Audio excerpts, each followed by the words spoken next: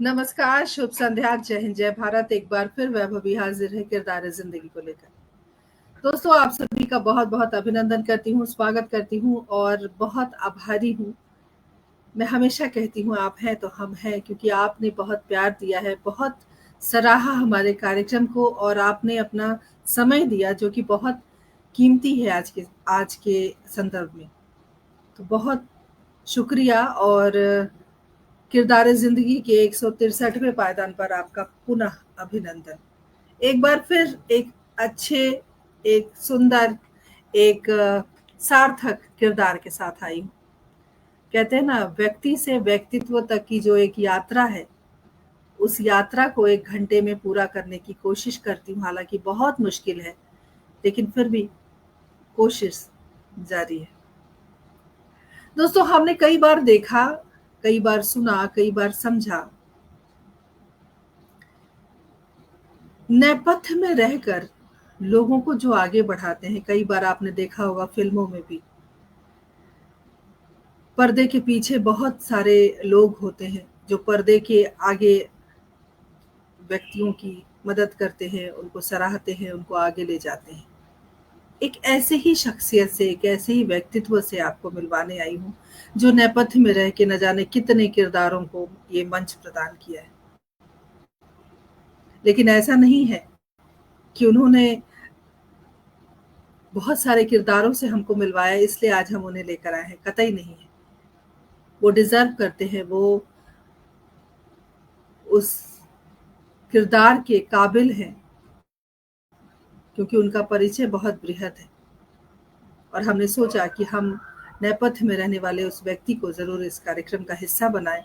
हालाँकि संकोच उनका गहना है, लेकिन वैभवी तो वैभवी है, वो तो कुछ भी कर सकती है। जी हाँ, आज मैं आदरणीय प्रदीप गौतम सुमन जी की बात कर रही हूँ, जो रीवा मध्य प्रदेश से हमारे साथ जुड़े हैं और नेपथ्य में रह के उन्होंने बहुत कार्य किया है। साथ में सामाजिक कार्यकर्ता तो है ही, पत्रकार भी रह चुके हैं। दैनिक जागरण से उन्होंने अपने कार्य की शुरुआत की थी और बहुत सारे पत्रिकाओं में उन्होंने अपना कार्य दिया है। और सबसे अच्छी बात ये है कि वो बहुत अच्छे कवि भी हैं। देखिए, बहुत बार ऐसा होता है कि हम लोगों से बातचीत करते हैं, लोगों के करीब होते हैं, लेकिन उनके जीवन के बारे में या उनकी उपलब्धियों के बारे में हमें थोड़ा कम पता होता है। प्रदीप जी उन्हीं लोगों में से एक हैं जिनके परिचय में शुमार है 2 कविता संग्रह, अपने हुए पराए, ज़िंदगी दाँव पर। साथ ही उन्होंने 500 से ज़्यादा क्षणिकाओं का भी लेखन किया है। कई राष्ट्रीय समाचार पत्रों एवं लेख उनके प्रकाशित हो चुके हैं। 25 वर्षों से आगम सोची मासिक पत्रिका का संपादन कर रहे हैं। विभिन्न सामाजिक कार्यक्रमों में 30 वर्षों से भागीदारी इनकी चल रही है। आकाशवाणी रीवा से लेख एवं कविताओं का प्रसारण हमेशा होता रहता है। स्थानीय स्तर पर कई पुरस्कार एवं सम्मान उन्हें प्राप्त हैं। कई सामाजिक संगठनों से उनका जुड़ाव रहा है।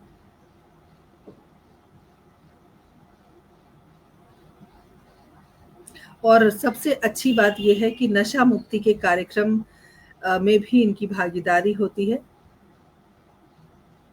तो बिना किसी विलंब के चलते हैं उस नेपथ्य के पंथी के पास, उनसे मिलते हैं, बातचीत करते हैं, जिन्होंने न जाने कितने लोगों को मंच प्रदान किया है। आज आभार व्यक्त करने का भी अवसर है और उन्हें जानने का भी अवसर है। पटल पर उपस्थित सभी सुधी श्रोताओं का विशेष धन्यवाद देती हूँ और अभिनंदन करती हूँ। सबसे पहले डॉक्टर पुष्पा तत्रेजा जी जुड़ गई हैं हमारे साथ, बहुत-बहुत स्वागत करती हूँ। सुरेंद्र शर्मा सागर जी, जो हमारे पटल के मुख्य सलाहकार, मेरे बड़े भाई हैं, बहुत-बहुत स्वागत, अभिनंदन करती हूँ। हमारे पटल की सचिव आदरणीय सुदर्शन शर्मा सुधी जी जुड़ गई हैं, बहुत-बहुत स्वागत, अभिनंदन करती हूँ। और अब हम उस नेपथ्यगामी की आवभगत करते हैं। सर, बहुत-बहुत आपका अभिनंदन, बहुत स्वागत है। नमस्कार, आपका आभार और आभासी पटल पर जुड़े सभी आपके सहयोगियों को भी नमस्कार। सर मैंने आपका परिचय दे दिया और कुछ परिचय रह गया है जो हम बातों के बीच में करेंगे। लेकिन आपको जैसे कि पता ही है कि जब हम कार्यक्रम की शुरुआत करते हैं तो हम परिवार के बारे में बात करते हैं। तो मैं चाहूँगी कि हमारे दर्शकों को, हमारे श्रोताओं को आप अपने परिवार के बारे में, आपकी पढ़ाई-लिखाई, आपके माता-पिता, भाई-बहन उनके बारे में कुछ हमें बताएँ। स्वागत है सर। मेरा गांव यहाँ से करीब 40 किलोमीटर दूर है, सिरमौर के पास बदराव। मेरी प्रारंभिक जो शिक्षा है वहीं हुई है, अपने गांव के स्कूल में ही। और मेरे माता-पिता हैं, पिताजी मेरे सर्विस में थे, माताजी हैं और मैं 4 भाइयों में सबसे बड़ा हूँ और एक बहन भी है मेरी और 2 बच्चे और एक बेटी मेरी है, जो इस समय अभी पढ़ाई कर रहे हैं। जी, उसके बहुत-बहुत बाद मैं धन्यवाद आप जी। जी सर, बताएँ। बाद में हाई स्कूल की परीक्षा के लिए पढ़ने के लिए मैं शहर में आ गया था और फिर स्नातक तक की पढ़ाई जो है मैंने रीवा शहर से ही की थी।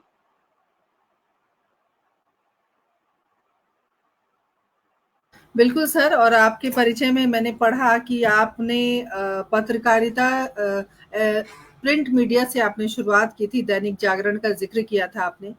अ, और जैसे कि लोग कहते हैं कि गाँव से शहर आना, शहर आके बस जाना और शहर की चकाचौंध में खो जाना, ये सब आम बातें सुनने को मिलती हैं, लेकिन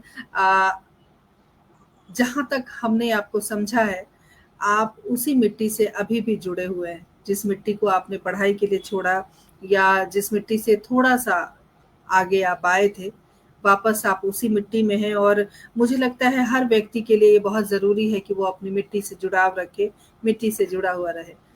तो सर सबसे पहले तो मैं जानना चाहूँगी ये पत्रकारिता का जो एक कीड़ा होता है, मुझे लगता है क्योंकि मैं भी पत्रकार रह चुकी हूँ, मैंने 2 साल इलेक्ट्रॉनिक मीडिया में एज़ अ न्यूज़ रीडर काम किया है, तो मैं जानती हूँ एक कीड़ा होता है, एक ललक होती है कुछ करने की।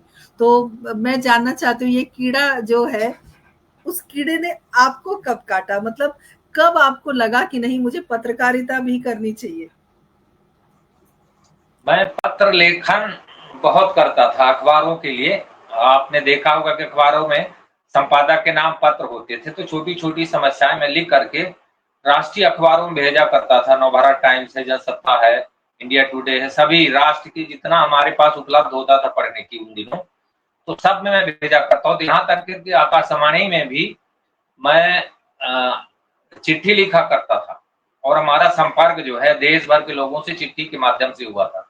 और वो लिखते-लिखते और एक इतना आभास बना कि अब मैं फिर समाचार लिखने लगा, लोगों के बारे में लिखने लगा और छोटी-छोटी समस्याओं के बारे में लिखने लगा और फिर इस तरह से अखबारों में जुड़ गया, पत्रिकाओं में जुड़ गया। हमारे व्यंग कभी, कभी कहानियाँ, कभी लघु कथाएँ इस तरह से छपते रहे और कविताएँ खूब प्रकाशित हुई कादम्बनी वगैरह में, सरिता मुक्ता में। और मेरी सहेली में भी एक छोटा-सा लेख मेरा छपा था। इस तरह से फिर लिखने लगा तो लिखता ही रहा। तो क्या आज भी वो पत्रकारिता का कार्य चालू है? अभी भी चल रहा है आपका? अब तो मैं अपनी मैगज़ीन ही प्रकाशित करता हूँ, ये आगम सूची जी, नाम है। इसी का जी। काम मेरे पास रहता है, बाकी अखबारों के लिए लिखता हूँ, समाचार वो दूसरे तरीके के होते हैं, वो लोगों के समाचार होते हैं। कोई कार्यक्रम हुआ, कोई घटना हुई या कोई समाचार देना, उस तरह से लेखन चलता है, पर अपना ही काम मुख्य रूप से रहता है। बहुत अच्छी बात है। सर जैसे कि पत्रकारिता की अगर बात चल रही है तो थोड़ा-सा हम पत्रकारिता को ही आगे लेकर चलेंगे। जिस समय की आपकी पत्रकारिता थी और आज की अगर हम प्रिंट मीडिया की ही बात करें, आपको कितना फ़र्क महसूस होता है? फर्क तो बहुत है, उसमें मिशन हुआ करता था और हम लोग पैसे के लिए नहीं, मतलब अपनी रुचि समझिए, अभिव्यक्ति समझिए और लोगों को हाइलाइट करने का बड़ा जुनून होता था और उससे बड़ा सम्मान मिलता था। वो सम्मान से हम लोग खुश होकर के और ज़्यादा लिखा करते थे। यही था उस दिनों। लेकिन अब तो बदलता समय और समस्याएँ हैं, संघर्ष है। अब ये व्यवसाय में आ गया है, बड़े-बड़े घराने जो है अखबारों को और पत्रिकाओं को चला रहे हैं, बस बाकी लोगों के बस में नहीं है। इतना महँगा है प्रिंट और फिर उसका भेजना और ये सब चीज़ें अब बहुत महँगी हो गई। साधारण मनुष्य के बस में नहीं रह गया है। मैं भी ये पत्रिका चलाता हूँ, बड़ा कठिन है, उतना सहयोग नहीं मिल पाता है। पर फिर भी किसी तरीके से, चूंकि ये मेरा मिशन है, इसलिए मैंने इसको चालू करने का मन बना के रखा और करते हैं कि थोड़ा लेट हो जाता लेकिन हम प्रकाशन जरूर करते हैं। तो पहले का दौर बहुत मूल्य का था, बहुत समर्पण का था और सच्ची खबरें लाने का था, कोई ब्लैकमेलिंग और इस तरह का नहीं था। लेकिन आज अब दूसरे तरीके का, उसके बारे में मैं कोई टिप्पणी नहीं करूंगा, क्योंकि रोजगार व्यवसाय चलाने के लिए हर तरीके के लोग हथकंडा अपनाते हैं और सबका अपना जीवन है, किस पर क्या कहा जाए। बिल्कुल सही कहा आपने, समय परिवर्तित हुआ है और जो बदलते समय में कहते हैं ना, परिवर्तन संसार का नियम है।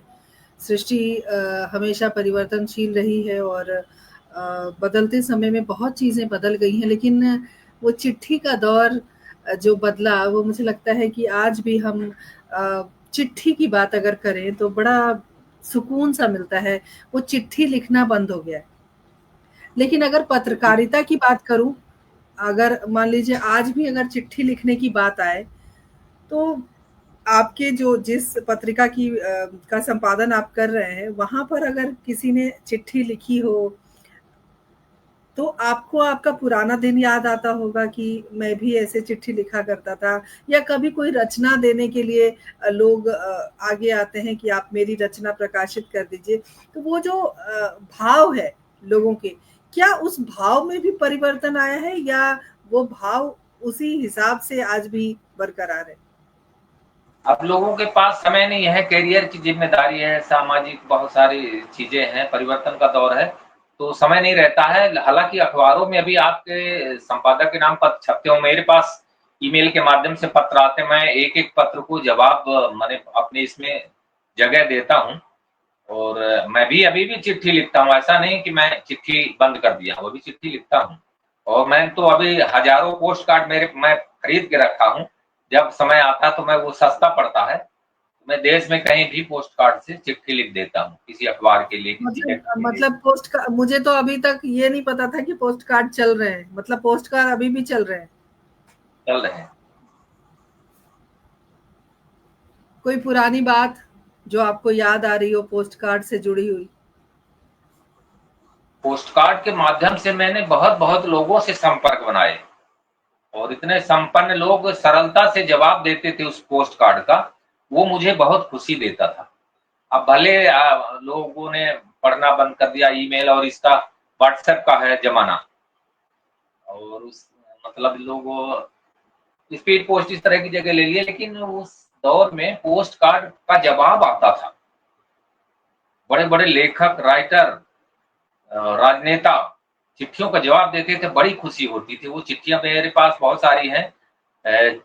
जब पुरानी चिट्ठियों को मुझे मांगा गया, एक बार भारतीय डाकघर से मांगा गया, तो मैंने किसी बड़े लेखक की चिट्ठी उसमें उनको भेजी स्कैन से, तो उसमें मुझे पुरस्कार मिला, एक पेन और उनका वो कोई ऐसा स्मृति चिन्ह था जो मुझे मिला।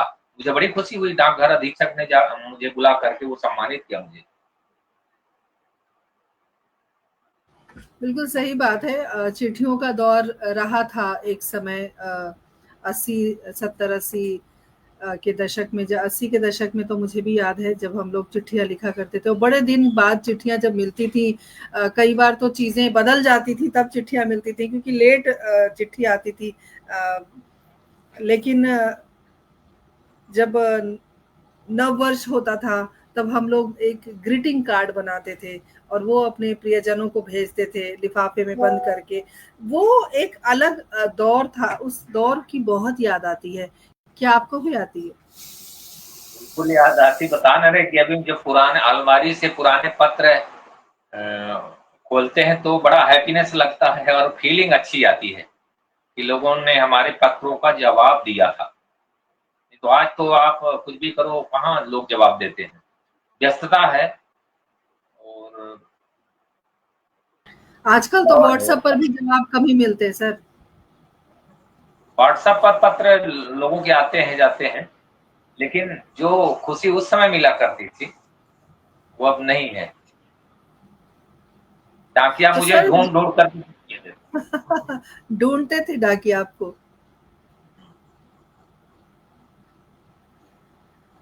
तो सर आपकी जो 2 कविता संग्रह आई है, आप बहुत अच्छे कवि भी हैं। मैं चाहूंगी कि उस कविता संग्रह से कुछ कविता हमारे दर्शकों को जरूर सुनाए।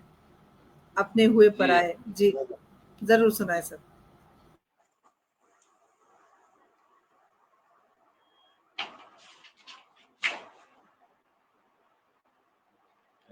कविता का एक शीर्षक है करुणा में जीने वाले। हे विश्व बंधु तुम्हें नमन, तेरा मौन बना संदेश, फिर क्यों हो करुणा क्रंदन, जग का भार तुम ही कम करते, तुम पर टिकती सबकी निगाहें। हे विश्व बंधु तुम्हें नमन, करते संकल्प उठाकर बाहें, युद्ध बीज उग न आए, निर्माण सदा हो, सत्य परंपरा चलती जाए, विध्वंस न होने पाए।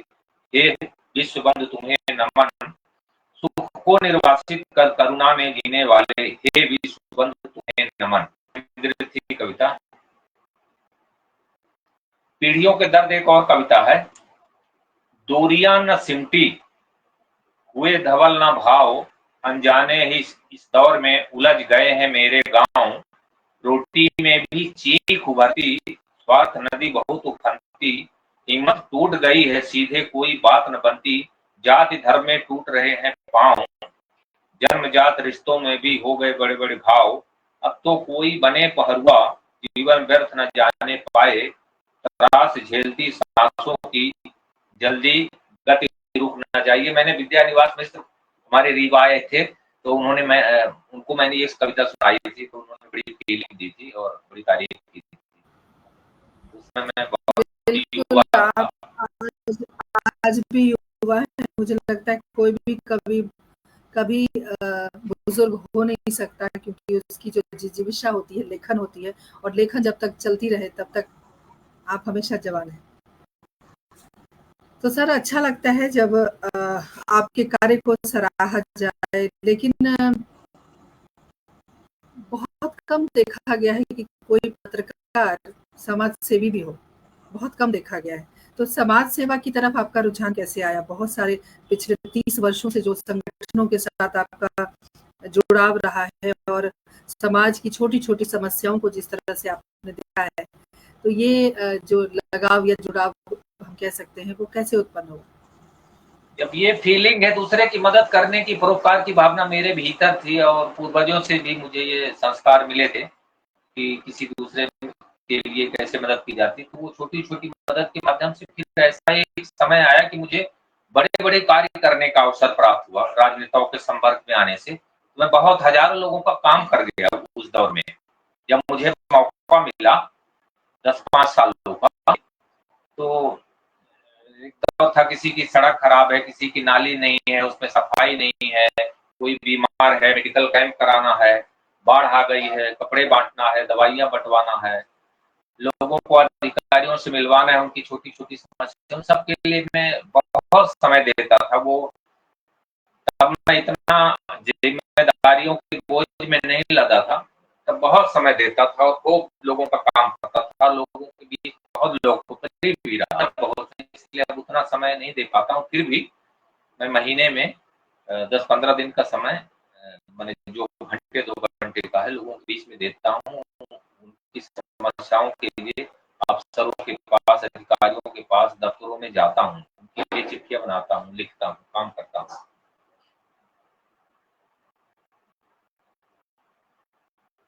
बिल्कुल सही कहा आपने। समय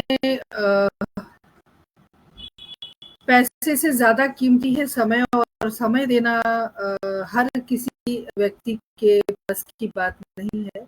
और यदि हम समाज की सेवा करना चाहते हैं या लोगों की मदद करना चाहते हैं, तो हमें समय देना पड़ेगा। पैसा आप दे पाए या ना दे पाए, लेकिन समय देना बहुत जरूरी है। हमारे साथ रूपचंद्र शास्त्री मयंक जी जुड़ गए हैं, अभिनंदन संजय जी भी जुड़े हुए हैं। स्वागत करती हूँ और आप सभी से नम्र निवेदन करती हूँ कि इस कार्यक्रम को आप ज्यादा से ज्यादा शेयर करें। और हमारे चैनल पे अगर आप नए हैं, हमारे पेज पर नए हैं, तो आप जरूर हमारे पेज को फॉलो करें ताकि आपको नए नए कार्यक्रमों की जानकारी मिल सके। सर, कोई पुरानी ऐसी बात पत्रकारिता के दौरान जो आपको लगता है कि आज के संदर्भ में ये बात लोगों तक पहुंचनी जरूरी है, कोई ऐसी घटना अगर आपको याद है तो क्या हमसे साझा करेंगे?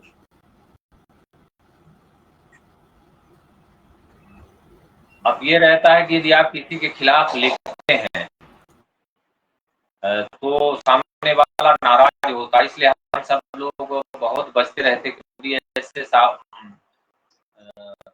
संयोग आए हैं जब हम लोगों को अपने थोड़ा सा जीवन का खतरा हो जाता है। इसलिए आप इन सब कामों से हम सब बच के रहते हैं कि किसी के खिलाफ नहीं लिखेंगे, सिर्फ पॉजिटिव बारे में बहुत ही पॉजिटिव तरीके से लिखेंगे, ताकि सत्य पता चले लेकिन किसी का नुकसान ना हो, व्यक्ति का नाम न जोड़ा जाए, ताकि हमारा भी जीवन सुरक्षित रहे और किसी के क्रोध का हम भाजन न बन सके। क्योंकि जिंदगी बड़ी कीमती है और कुछ पल के लिए मिली है, तो उसको हम यदि वैर विरोध में, कलह में लगा देंगे तो फिर हम जीवन जी भी नहीं पाएंगे और जो उद्देश्य है जीवन का वो भी खत्म हो जाएगा।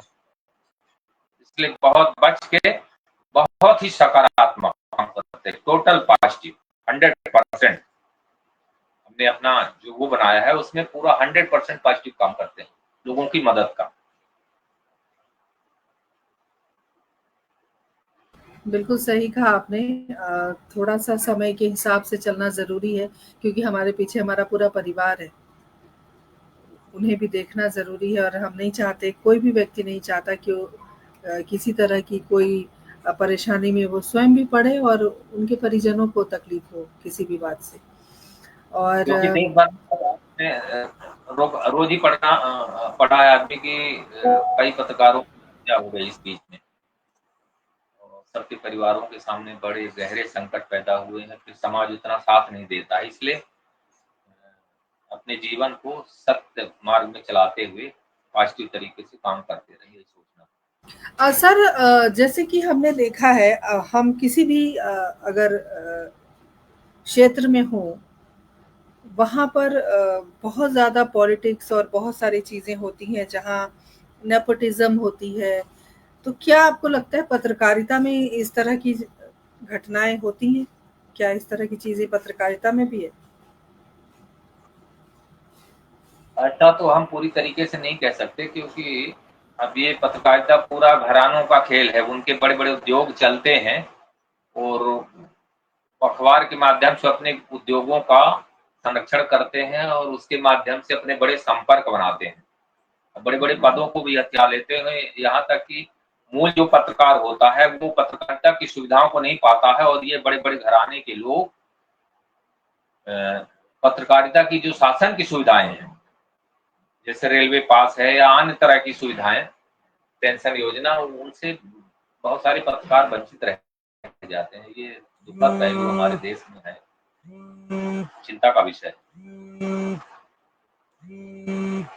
बिल्कुल सही कहा आपने सर, चिंता का विषय है और थोड़ी देर के लिए चिंता को हम दूर रखते हैं और चलते हैं आपके बचपन की तरफ।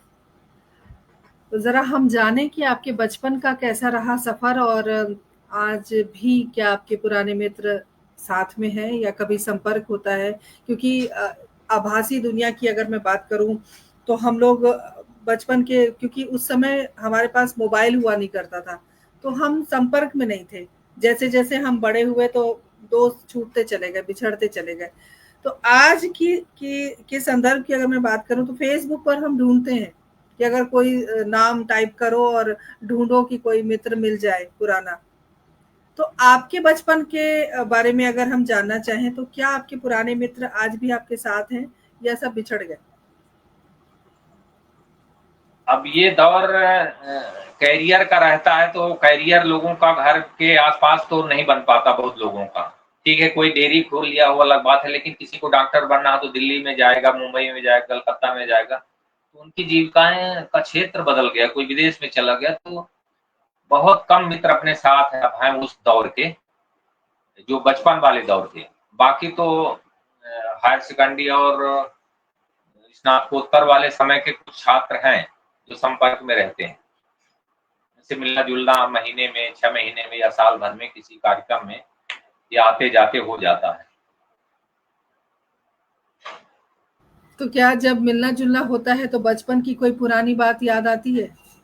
क्या कभी ज़िक्र होता है कि हमने तो ये सब किया, वो सब किया, एक समय था हमारा, अब कैसा समय आ गया है, अब हम एक-दूसरे के साथ जुड़ नहीं पाते, मिल नहीं पाते। कभी शिकवे शिकायत? रहती है, पर हो गया सबको, जैसे हमारी कई मित्र डॉक्टर हैं, इंजीनियर हैं, सबकी अपनी दुनिया शहर से बाहर है। थोड़ा बड़ा समय मिला 5 मिनट का किसी शादी समारोह में आए या किसी और दूसरे राष्ट्रीय वो सरकारी आयोजन में आए तो उतना बात नहीं हो पाती, पर याद करते हैं वो लोग, जब मिलते हैं तो बातचीत करते हैं। बहुत अच्छी बात है। हमारे साथ आदरणीय राकेश छोकर भाई साहब जुड़ गए हैं। बहुत-बहुत अभिनंदन करती हूँ भाई साहब, स्वागत है। और मैं बताना चाहती हूँ कि राकेश भाई साहब हमारे किरदार ज़िंदगी का हिस्सा रह चुके हैं। बहुत बड़ी शख्सियत हैं, बहुत सारे इनके वर्ल्ड रिकॉर्ड हैं। तो बहुत अभिनंदन करती हूँ, बहुत अच्छा लगा आज आपको यहाँ देखकर। और डॉक्टर विनीता साहनी जी जुड़ गई हैं। बहुत-बहुत अभिनंदन, बहुत स्वागत। बचपन के तो एक आधी मित्र रह पाते हैं। बिल्कुल सुदर्शन जी बिल्कुल सही कह रही हैं कि बचपन के तो दोस्त बिछड़ ही जाते हैं। और बचपन के जो खेल खिलौने थे, गिल्ली डंडा वगैरह खेला आपने? बिल्कुल खेला, खूब आनंद आता था। तो हमारे यहाँ गिप्पी चलती थी, गिप्पी, गढ़ा गेंद, लुका छिपी वाला या कूदने का, इस तरीके से होता था। वो सब हम लोगों ने खूब एंजॉय किया है। तो सर कोई महिला मित्र रही आपकी? अब हो गया साथ में तो रहते थे, फिर सब समय के साथ सब बिछुड़ गए, अपने अपने सबकी समय के साथ शादियां हो गई या करियर किसी का, वो सब निकल गए, कोई संपर्क में नहीं रह पाया। उसमें हम लोग संदा, संदा एक खेल हमारे यहाँ हम लोग खूब खेला करते थे, आज भी बड़ा वो है। तो शतरंज की तरह तो नहीं होता, पर अच्छा लगता है खेलने में उसको, चाक से बना करके और उसमें गोटियां रख करके चलते चलते ऐसे करके माथा फेंक करके खेला करते थे। बहुत अच्छा खेल था बचपन का।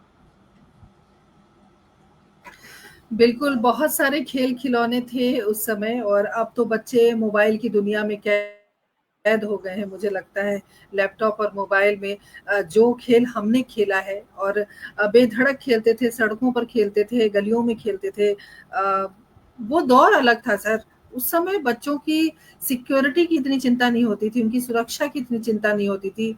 आज हम बहुत डरते हैं अपने बच्चों को बाहर भेजने में। तो एक बिना बदलाव इन्वेस्टमेंट ये का भी खेल आया था है। जी, पहले का जो भी खेल था बिना इन्वेस्टमेंट का था और आसपास का खेल था। अब तो मैदान में जाना पड़ेगा और शहर से कितना दूर होगा।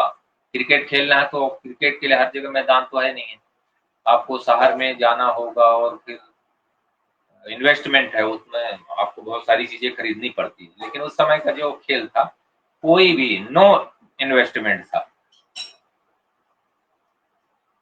कोई डिमांड और नहीं रखती पर। जी, और आनंद आनंद की पराकाष्ठा थी खेल में। हाँ बिल्कुल, बहुत आनंद आता था और मार थक पड़ी है करके लौट। किसी के चक्कर में? सर कभी मार पड़ी है आपको बाबूजी से? वो तो पढ़ती ही रहती थी भाई, पढ़ाई नहीं करेंगे समय से और खेलने ज्यादा निकल जाएंगे, किसी अपरिचित के साथ निकल जाएंगे तो थोड़ा मार तो पड़ती थी या डांट पड़ती थी। तो माँ ज्यादा सख्त थी या बाबूजी सख्त थे ज्यादा? मार किससे पड़ी ज्यादा? मार तो पिताजी से ही पड़ती थी, जो पढ़ाते समय ही पड़ती थी। कोई चीज सवाल नहीं बनता था, एक बार बता देते थे, फिर नहीं बनता था तो फिर कान उमेठा जाता था।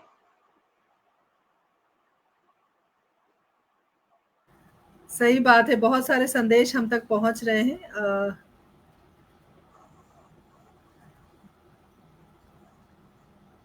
हमारे साथ आदरणीय आचार्य जी जुड़ गए हैं। बहुत-बहुत अभिनंदन, स्वागत करती हूँ। और दिलराम भारद्वाज जी हमारे साथ जुड़ गए हैं। बहुत-बहुत स्वागत करती हूँ, अभिनंदन। और उम्मीद करती हूँ आपके यहाँ का जो अभी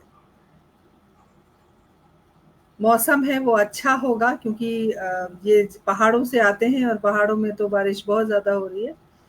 और सुदर्शन शर्मा जी ने एक बड़ी अच्छी बात उन्होंने लिखी है। पुष्पलता तनेजा जी ने लिखा है कि मोबाइल ने बच्चों को चश्मा दे दिया है। बिल्कुल सही कह रही हैं, लेकिन हम तो मोबाइल प्रोग्राम करते करते चक्कर में पड़ गए। और बिल्कुल सही बात, तब खेलों में इन्वेस्टमेंट नहीं होती थी, बच्चे अपने खेल इजाद कर लेते थे। बिल्कुल सही कहा, बिल्कुल सही कहा आपने। और वो एक अलग दौर था। किरदार जिंदगी आभासी पटल का एक विशिष्ट आयोजन, आदरणीय विभा जी का कुशल संचालन कार्यक्रम वैभवता प्रदान करता है। छोकर भाई साहब, बहुत बहुत आपका धन्यवाद करती हूँ, क्योंकि आप आए और इतना सुंदर संदेश हम तक पहुंचाया। बहुत बहुत धन्यवाद।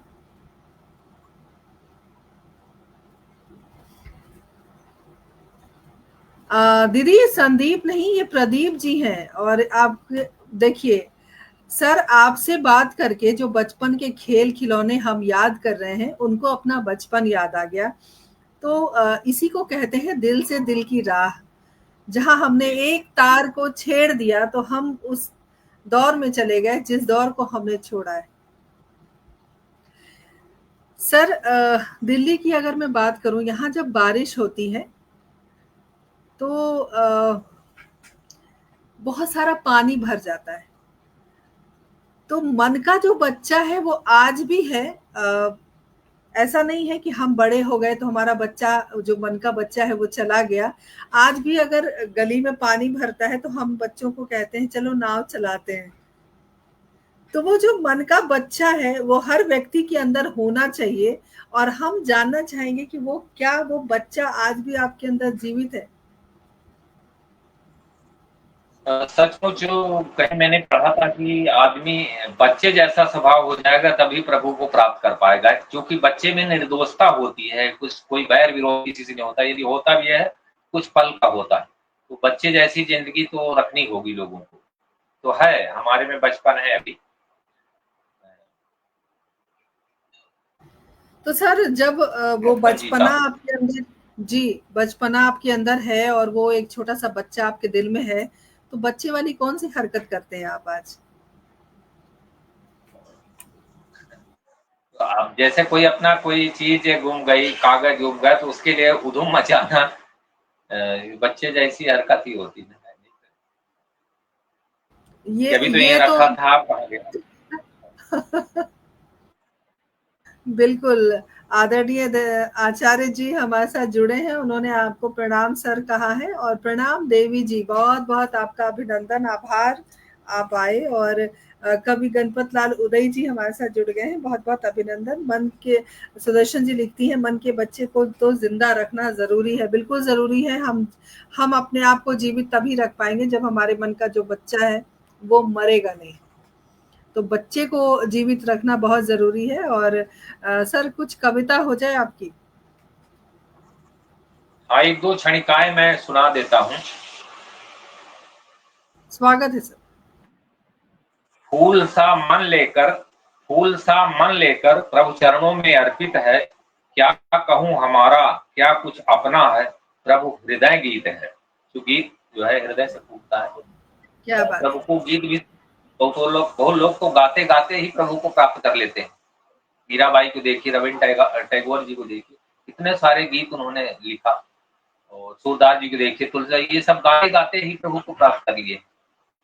या गुरु नानक देव जी की देखिए, उनके शब्द जो है, नानक के देखिए, गाते गाते सब प्रभु की कृपा को प्राप्त कर गए।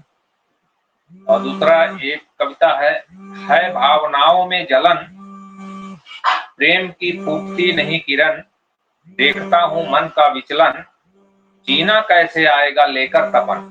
जिस मनुष्य के भीतर तपन है उसे जीना नहीं आ सकता है, वो कलह में रहेगा, ईर्षा द्वेष में रहेगा।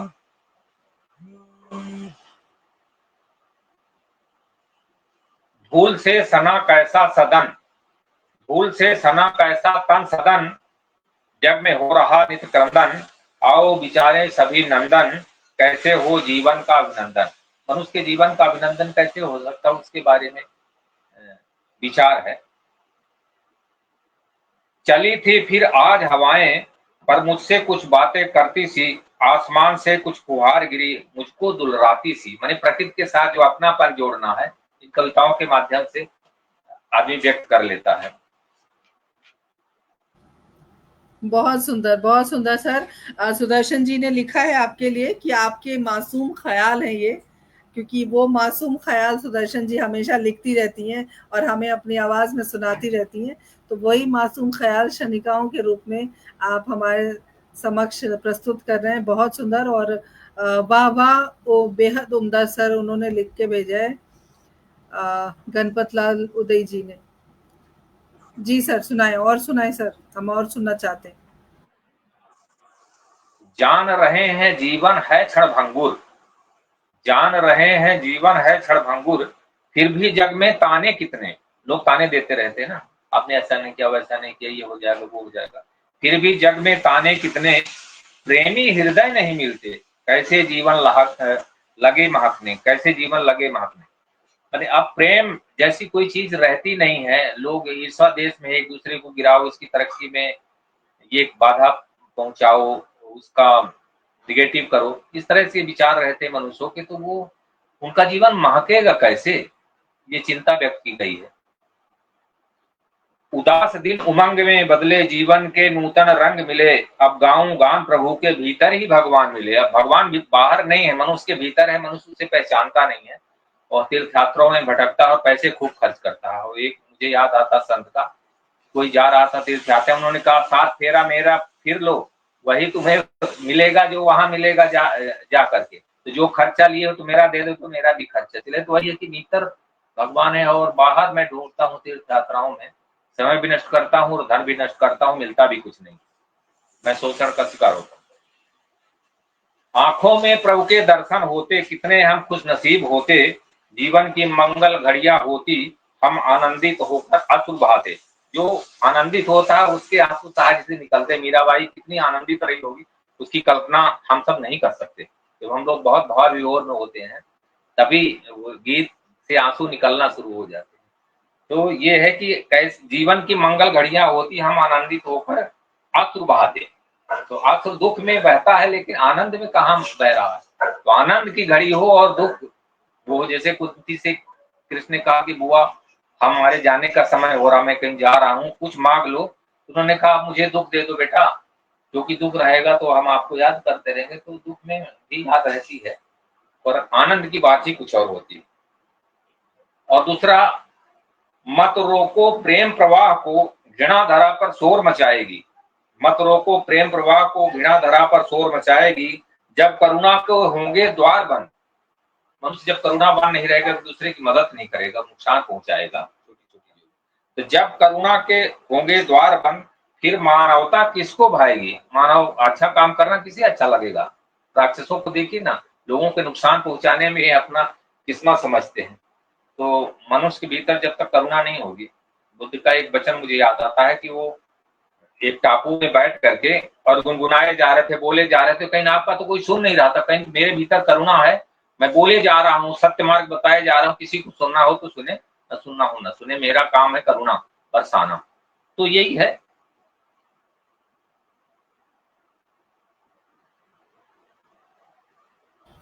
बहुत सुंदर सर। सुरेंद्र शर्मा सागर जी ने लिख के भेजा है कि आपका रजिस्टर बहुत बड़ा है। नहीं, हाँ 500 वो हैं तो रजिस्टर बड़ी तो होगी ना। जी सर, कुछ और सुनाइए सर, अच्छा लग रहा है। कुछ और सुनाइए, अच्छा लग रहा है भावनाओं में जलन, प्रेम की फूटती नहीं किरण, देखता हूँ मन का विचलन, जीना कैसे आएगा लेकर। तुमने ये तो मैंने अभी सुनाई थी। जब तक धरा पर है संत, मन की भ्रांति मिटेगी। कोई प्रेरणा देने वाला होना चाहिए पृथ्वी पर, नहीं तो प्रेरणा नहीं मिलेगी, लोग अपने मनमानी जिएंगे। तो जब तक धरा पर है संत, मन की भ्रांति मिटेगी, वाणी में होगा नहीं जो संयम, युद्ध की लपट लगेगी। आजकल हमारे देखिए पड़ोसी मुल्कों में भी और देश के तमाम क्षेत्रों में किस तरह से युद्ध में लड़ रहे लोग। युद्ध क्या है, वो अहंकार का ही संत हमें सिखाते हैं ना, कि आप जो है अपने भूत से डरा करो, भूत से बच के रहा करो। तो भूत क्या है, हमारा अहंकार ही तो भूत है हमारा, जो हमें दिखाई नहीं पड़ता है और हमसे क्या क्या करवा लेता है। है। बहुत अच्छी सर। कुछ जी, सर बहुत सुंदर क्षणिकाएँ आपने सुनाई हैं। कुछ ज़रूरी बात है जो हम चाहते हैं कि हम आज आपसे करें। आरएन सिंह जी हमसे जुड़ गए हैं, अभिनंदन है आरएन सिंह जी, बहुत-बहुत स्वागत है आप सभी का। मैं तहे दिल से शुक्रिया अदा करती हूँ हमसे जुड़ने के लिए और अपना समय देने के लिए। आप सब इस कार्यक्रम को ज़्यादा से ज़्यादा शेयर करें, ताकि ज़्यादा से ज़्यादा लोगों तक हमारी बात पहुँचे। सर ज़्यादातर जो क्षणिकाएँ आपकी हैं या कविता है, वो सब सामाजिक दायरे का एक ताना-बाना है। बाहर से कुछ भी नहीं है जो हम देख रहे हैं, सुन रहे हैं, समझ रहे हैं, वही सारी चीज़ें हैं। दूसरी बात ये है कि हमने देखा है कि आप पिछले 30 वर्षों से समाज सेवा में जुड़े हुए हैं। आपने बहुत तरह के लोगों को देखा होगा जो अ, अलग-अलग किस्म के समाज सेवी हैं, मतलब कुछ मंच वाले हैं, कुछ ट्रस्ट वाले हैं, कुछ एनजीओ वाले हैं। सर आज बहुत ज़्यादा इस तरह के कार्यक्रम हो रहे हैं, तो कई बार समझना मुश्किल हो जाता है कि क्या ये व्यक्ति सही काम कर रहा है? या क्या ये व्यक्ति समाज के लिए कर रहा है या अपने लिए कर रहा है? इस तरह के जो हम आम इंसान हैं, आप सामाजिक कार्यकर्ता हैं, इसलिए मैं पूछ रही हूँ। आम इंसान कई बार समझ नहीं पाता है कि हमें किसके साथ खड़ा रहना चाहिए। तो ऐसे संदर्भ में 30 साल का जो आपका अनुभव है, वो अनुभव क्या कहता है? हम चाहते हैं कि हमारे दर्शकों को भी आप उस अनुभव से लाभान्वित करें और मैं भी थोड़ा इस बारे में जानना चाहूँ। कैसे पता करें? देखिए, राष्ट्रीय और अंतर्राष्ट्रीय स्तर पर जो संस्थाएं जैसे रेड क्रॉस के साथ तो जुड़ना चाहिए, क्योंकि उससे बहुत सेवा के कार्य होते हैं विकलांगों के लिए और गरीबों के लिए कंबल वगैरह इस तरह से बंटते, तो वो बहुत अंतर्राष्ट्रीय संस्था है और वो संस्था बड़ी रिकॉग्नाइज है, उससे जुड़ना चाहिए। और बहुत सारे ट्रस्ट भी हैं जो काम कर रहे हैं, विवेकानंद जी का ट्रस्ट हो या अन्य रामतीर्थ जी का हो या अन्य बहुत सारे जो ट्रस्ट हैं, वो सेवा के अच्छे कार्य, सेवा के माध्यम से जो भी कुछ कार्य हो रहा है उनका तो सर हमने अभिनंदन कई करना बार, चाहिए। क्योंकि मैं दिल्ली में हूँ सर, और दिल्ली में हमने कई बार देखा है कि रेलवे स्टेशन पर या मेट्रो स्टेशन पर एक डब्बा लेकर लोग खड़े रहते हैं कि ये कैंसर पेशेंट के लिए ये इस तरह से आप योगदान दें। तो वो कितना सही है? क्योंकि देखिए देने को तो हम दे सकते हैं, कोई दिक्कत नहीं है। लेकिन क्या वो सही जगह चीज़ें जा रही हैं, ये पता लगाना बड़ा मुश्किल है आज के समय में। आपका अनुभव इसके बारे में क्या कहता है? अब ये है, कोई परिचित का हो या किसी ने सिफारिश की हो या रिकॉग्नाइज संस्था हो तो उनको मदद करना चाहिए। कुछ न कुछ तो सेवा में लगता ही है। और अपन क्या मंदिरों में इस तरह से अन्य उसमें चैरिटी में करते हैं तो वो क्या उपयोग होता है वो उसकी हमको खबर तो होती नहीं। तो हम अपने भीतर से जो निकालना चाहते हैं निकाल दें, हमारा काम खत्म। अब वो क्या उपयोग कर रहा है वो जाने। इसलिए जितना बने डायरेक्ट भी अपन मदद कर सकते किसी को जा करके या दूसरे माध्यमों से स्थानीय स्तर पर। तो मदद तो करनी चाहिए, एक दूसरे की मदद बहुत जरूरी है। विपत्ति में आए हुए मनुष्य की मदद बहुत जरूरी है, करनी चाहिए। और ये पहले बहुत होता था, अब तो होता है लेकिन उसके स्वरूप बदल गए हैं। पर जो भी सेवा हो रही है अच्छा है, सेवा बहुत जरूरी है। मनुष्य जब कंजूस हो जाता है तो फिर वो 7 पीढ़ी के इंतजाम में लग जाता है, फिर उसके हाथ से निकलना मुश्किल है। इसलिए यदि आपके हाथ से कुछ निकल रहा है तो धन्य समझिए, ईश्वरीय कार्य के लिए जा रहा है, देना चाहिए, करना चाहिए। बिल्कुल सही कहा आपने। आयुषी शेखावत हमसे जुड़ गई हैं। आयुषी जी बहुत-बहुत अभिनंदन, स्वागत। बहुत अच्छा लग रहा है, आज बहुत सारे किरदार, ज़िंदगी के किरदार इकट्ठा हो रहे हैं आज के कार्यक्रम में। तो एक अलग वातावरण आज का हो गया है और बिल्कुल सही कहा आपने। अगर समय से अगर हम किसी की मदद कर सकते हैं, और कई बार ऐसा होता है सर कि वाक़ई वो नीडी होता है, वाक़ई उसको ज़रूरत होती है, लेकिन हम ध्यान नहीं देते। कई बार हम लोग भी ऐसी समस्याओं में फंसते तो हम दूसरे की मदद मांगते हैं और मदद मिलती, कई बार नहीं भी मिलती है, नहीं देते लोग, विश्वास नहीं करते। तो पीड़ा तो होती है, इसलिए मदद करना चाहिए। बिल्कुल, मदद करनी चाहिए और हमेशा अपने आप को सर ऐसा नहीं लगता कि हमेशा सामने वाले की जगह पे अपने आप को रख के देखना चाहिए कि अगर इस परिस्थिति में हम होते तो हमें हमें कैसा लगता या हम क्या करते? तो इस तरह की चीज़ें होती हैं। अभी आज जी, जी अभी एक सर, बोलिए। सरकारी स्कूल के अभी एक सरकारी स्कूल में मैं गया, उन बच्चों के बैच नहीं होते थे। जिस तरह से आईडी कार्ड गवर्नमेंट उसी स्कूलों में होते हैं ना, निजी स्कूलों में हर बच्चों के आईडी कार्ड होते हैं ना, पर जो प्राथमिक विद्यालय सरकारी है उनमें नहीं होते। फिर मैंने एक सज्जन से मदद मांगी और कहा कि बच्चों के आईडी कार्ड बना के मुझे दो। फिर मैंने उनको ले जाके पहनाया, बड़े खुश हुए बच्चे वो। तो मेरे क्या लगा, मुझे अच्छा लगा। तो उनके गले में मैंने जब देखा वो उनका आईडी कार्ड उनके नाम का, पिता का नाम, जन्म तिथि, गांव का नाम, स्कूल का नाम लिखा था, तो अच्छी फीलिंग आई। बिल्कुल, अपनी खुशी के लिए भी कुछ न कुछ करना चाहिए। आयुषी जी पूछ रही हैं, मैं कैसी हूँ? मैं बहुत अच्छी हूँ और आपको देखकर मैं और भी अच्छी हो गई। सभी श्रोताओं का विशेष आभार, धन्यवाद व्यक्त करती हूँ।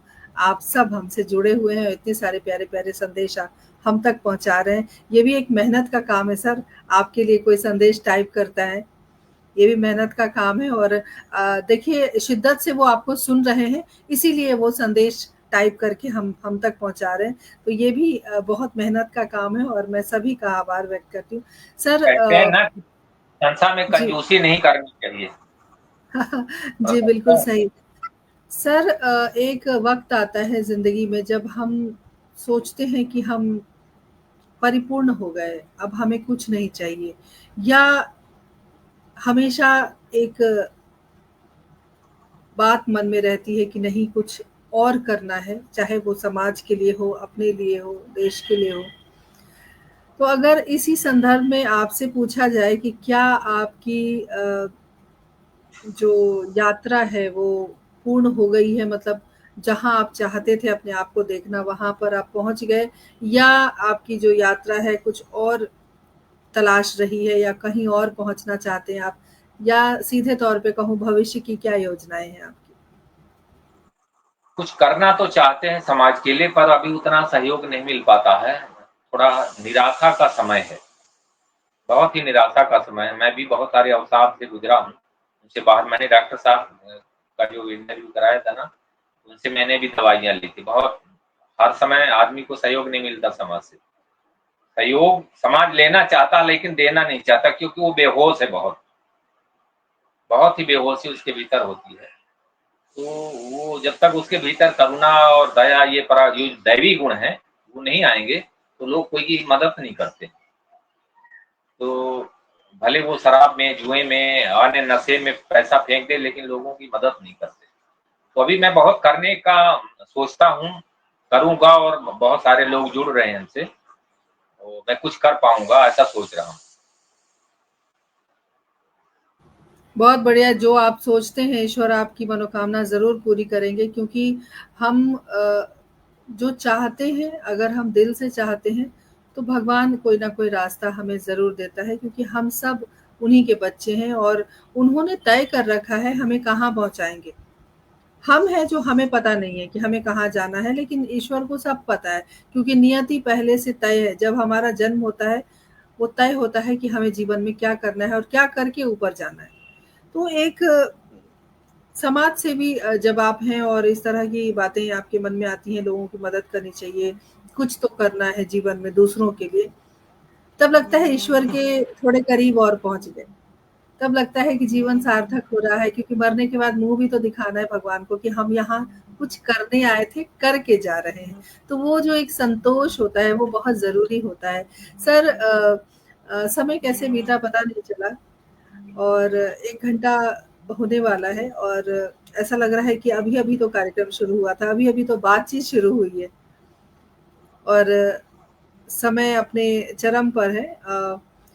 सर क्या आप कोई कविता या कोई क्षणिका हमें सुनाना चाहेंगे? क्योंकि अब हमारे पास बहुत ज़्यादा समय नहीं बचा है। जी, बस एक छोटी सी रचना ही सुना देता हूँ। ये स्वागत है सर। संसार संसार जंगल के समान है, उस पर है कि मन टकराता है जग जंगल में, मुकाम न पाता है, क्योंकि मुकाम है ही नहीं यहाँ। तो जब मुकाम नहीं तो जिंदगी भी नहीं जी पाता। तो मन टकराता है जग जंगल में, मुकाम न पाता है, रिश्तों की चलती हवाएं, शुद्ध भाव अपनाता है, होश का दिया जलाकर आत्मज्ञान को पाता है, बिना जिए कौन चला जाता है। बहुत लोग बिना जिए चले जाते हैं, लेकिन हम तो कह रहे भाई पूरा जीवन जी के जाएंगे और उसको जो भीतर हमारे है, जो हमें चला रहा है, उसको अनुभव करके जाएंगे। उसको अनुभव हमने किया भी जीवन में। तो ये है कविता। बहुत सुंदर कविता, बहुत सार्थक और हर व्यक्ति के दिल को छूने वाली। आशा साहनी हमारे साथ जुड़ गई हैं, बहुत अच्छी बहू की कवित्री हैं। स्वागत करती हूँ, अभिनंदन। डॉक्टर रूपल श्रीवास्तव मेरी छोटी बहन जुड़ गई हैं, बहुत बहुत स्वागत, बहुत अभिनंदन। सर चलते चलते क्या संदेश देना चाहेंगे आप? हमारा संदेश यही है कि बहुत सकारात्मक रहें, दूसरे की मदद करें जितना बन सके।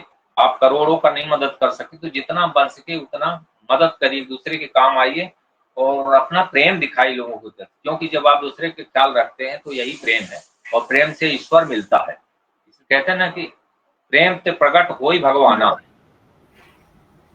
तो प्रेम बनाए रखिए। संसार में आपकी परीक्षा होती, हिमालय में नहीं होगी।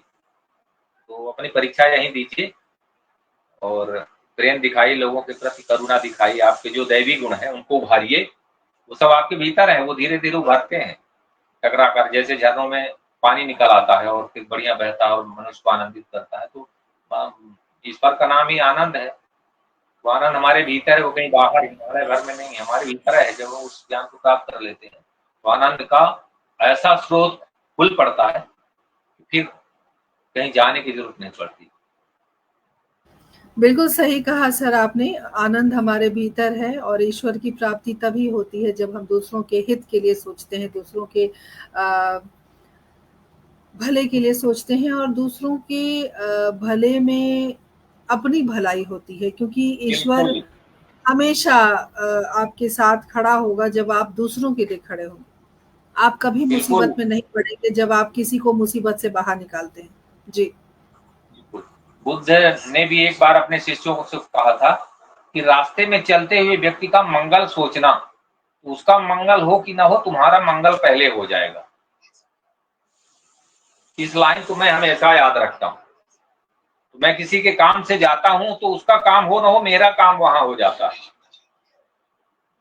बहुत इसलिए मैं सुंदर इस बात। लाइन जी, ये सीखने की बात है, और हम सब जितने दर्शक जुड़े हुए हैं, मैं और ये कार्यक्रम जहाँ भी पहुँचेगा आगे, सब इस बात को सीखेंगे कि अगर हम किसी दूसरे का मंगल करते हैं या मंगल कामना करते हैं दूसरों के लिए, तो हमारा मंगल होता है। और ये तो वर्ष ही मंगल का है, तो मंगल सोचिए दूसरों के लिए, मंगलमय रहिए। और प्रदीप सर, मैं तहे दिल से शुक्रिया अदा करती हूँ, धन्यवाद देती हूँ पूरी टीम की ओर से, हिंदी साहित्य संस्थान ट्रस्ट की ओर से, कि आप आए और इतनी सारी आपने बातचीत की, अपने बचपन के बारे में, अपने संघर्षों के बारे में, अपने अवसाद के बारे में, अपनी इतनी सुंदर सुंदर क्षणिकाएं हमें सुनाई, कविताएं सुनाई। आपका तहे दिल से धन्यवाद। सभी को नमस्कार, आपका बहुत बहुत आभार। प्रदीप सर से हम बातचीत कर रहे थे किरदार जिंदगी के 163वें पायदान पर, और अगली बार फिर किसी नई शख्सियत से आपकी मुलाकात करवाएंगे, नए किरदार से मिलवाएंगे। अगर आप सब हमारे कार्यक्रम को पहली बार देख रहे हैं तो मैं आपसे आग्रह करूंगी कि हिंदी साहित्य संस्थान पेज को ज़रूर फॉलो करें, लाइक करें, और हमारा हिंदी साहित्य संस्थान दिल्ली के नाम से यूट्यूब चैनल है, उसे ज़रूर सब्सक्राइब करें। बहुत सारे हमारे रोचक कार्यक्रम होते हैं जिससे आप बहुत कुछ सीख पाएंगे। तो सभी दर्शक श्रोता का विशेष आभार, और प्रदीप सर बहुत आभार आपका। अगली बार जुड़ते हैं और नई बातचीत करते हैं, तब तक के लिए आज्ञा दीजिए। नमस्कार, जय हिंद, जय भारत, शुभ रात्रि।